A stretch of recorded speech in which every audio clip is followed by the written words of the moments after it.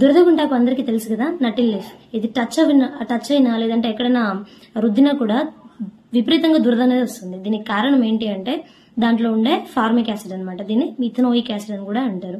So ఈ methanoic acid వల్లే దురద అనేది వస్తుంటుంది.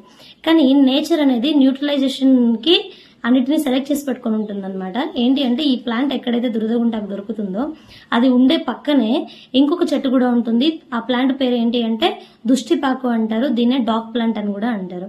సో ఈ డాగ్ ప్లాంట్ ఆకుల్ని ఎక్కడైతే దురద వస్తుందో అక్కడ మనం రుద్దినప్పుడు ఏమవుతుంది అంటే ఆ దురద అనేది కంట్రోల్ అవుతుంది అనమాట. ఇది సాంప్రదాయ వైద్యంగా చెప్తూ ఉంటారు.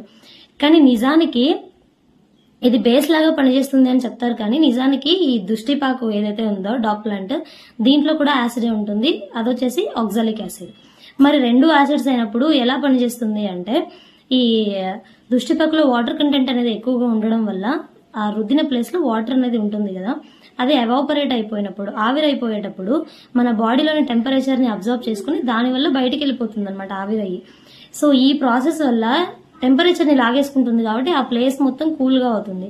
ఈ కూలింగ్ ఎఫెక్ట్ వల్ల దురద అనేది తగ్గినట్టుగా అయిపోతుంది అనమాట. చల్లగా ఉండడం వల్ల దురద అనేది తగ్గుతుంది. ఇది మెయిన్ రీజన్. కారణం ఏదైనప్పటికీ రెండు చెట్లు ఆల్మోస్ట్ ఎప్పుడు కూడా ఒకే చోట దొరకడం అనేది నిజంగా చాలా అద్భుతం అనమాట. నేచర్ అనేది ప్రతిదానికి కూడా ఒక సొల్యూషన్ అనేది వెతికి పెట్టే ఉంటుంది ఆల్రెడీ. సో ఈ వీడియో నచ్చినట్లయితే లైక్ చేయండి. Thank you.